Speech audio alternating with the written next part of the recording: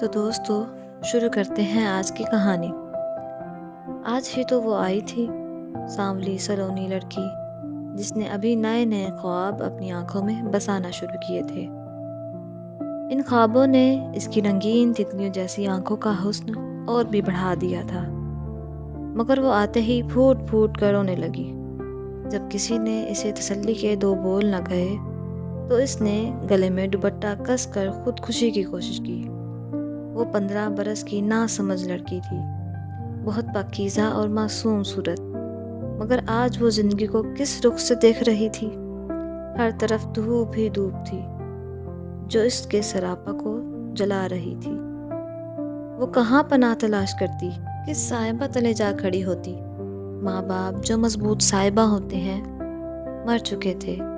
باجی خدا کی قسم میرا کوئی قصور نہیں، میں کوئی بری لڑکی نہیں ہوں۔ میں نے تو کبھی تصور میں بھی کسی غلط بات کے بارے میں نہیں سوچا، مگر خدا جانے کیوں لوگ مجھ سے برائی کی توقع رکھتے ہیں۔ شاید وہ اپنی غلط سوچوں کا عکس مجھ میں دیکھتے ہیں۔ میں نے اس کی بات سن کر سوچا، جب یہ معصوم اتنی بری نہیں تو کیوں اس کو برا سمجھا گیا ہے؟ آج یہ لڑکی میرے پاس حواس باختہ آئی تھی۔ خدا جانے کس موڑ پہ اس سے کیا خطا ہو گئی تھی کہ زندگی خود اس کی دشمن بن گئی تھی، اور سمندر کی ریت کی طرح اس کے پاؤں غلیظ حالات کی دلدل میں پھنسنے لگے ہیں۔ آج یہ نوخیز عمر کی لڑکی زندگی سے اس قدر مایوس ہو گئی تھی، جوانی کی دہلیز پر قدم رکھتے ہی اس کو اس کے اپنے ہی لوگوں نے احساس دلایا کہ اب وہ کھل کر سانس بھی نہیں لے سکے گی۔ بالی عمر میں لڑکیاں خواب دیکھتی ہیں، قسم ہے ابھی تو میں نے خواب بھی دیکھنے شروع بھی نہیں کیے تھے۔ ایک شام بس میں خوش تھی، ایسے ہی بلا وجہ، اور وہ شام میں کبھی نہیں بھول سکتی۔ جب دوپہر کے وقت گھر کا کام کر کے میں سستانے کو بیٹھی تھی، ٹھنڈی ہوا نے ماحول کو خوشگوار بنا دیا تھا۔ شام ڈھلنے کو ہوئی تو وقت تھم سا گیا، سما اور بھی سہانا ہو گیا، تو میرا دل خود بخود خوشی سے جھومنے لگا۔ جی چاہنے لگا کہ آنگن کے درخت میں پینگ لگی ہوتی تو میں جھولے لیتی۔ میں اپنے صحن میں کھڑی نیم کے پیڑ کی طرف دیکھتے ہوئے سوچ رہی تھی کہ ابھی تو میں نے صحن صاف کیا تھا اور یہ پتے پھر ٹہنیوں سے بکھر گئے ہیں، کیوں نہ ان کو ایک بار پھر سمیٹ دوں کہ مجھے کوڑا کرکٹ سے اٹا آنگن بالکل اچھا نہیں لگتا تھا۔ تبھی میں جھاڑو اٹھانے کے لیے برآمدے میں گئی تھی کہ فون کی گھنٹی بجنے لگی۔ ان دنوں ہمارے گھر نیا نیا فون لگا تھا، اس خوشی میں بھاگ کر فون اٹھا لوں میں نے ہاتھ میں پکڑی جھاڑو پھینک دی۔ مجھے خبر نہ تھی بھائی چھت سے مجھے دیکھ رہا ہے۔ مجھے خود نہیں پتا تھا کہ مجھے فون اٹھانا کیوں اچھا لگتا تھا، شاید اس لیے کہ گھر میں یہ ایک نئی چیز تھی۔ بس اس روز شوق کے سوا اور کوئی بات نہ تھی۔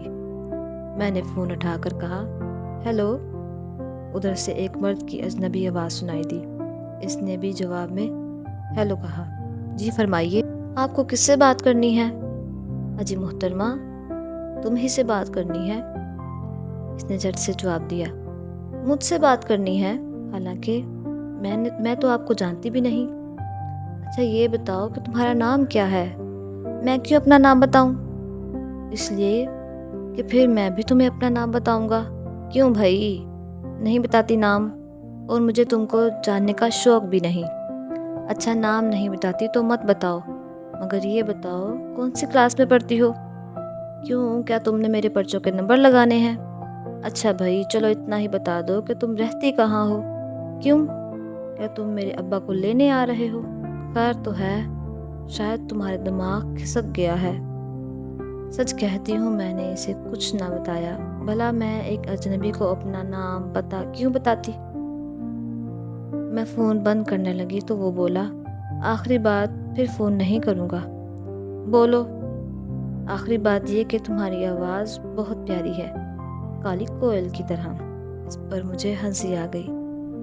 میں ہنستے ہوئے بولی، اور تم کالے کوے جیسے۔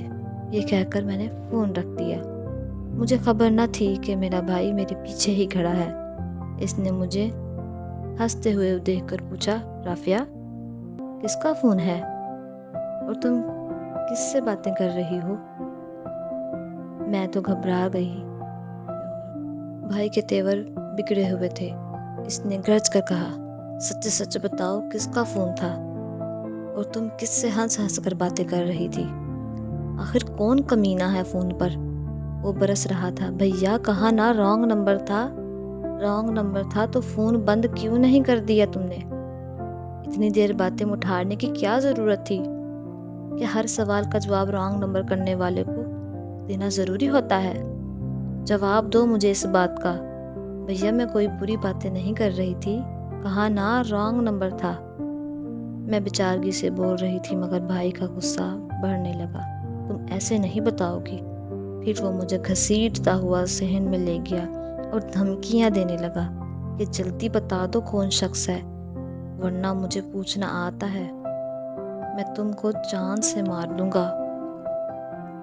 میں ایسی سنگین پرشش حالت کا بالکل تیار نہ تھی، بہت زیادہ گھبرانے لگی تھی۔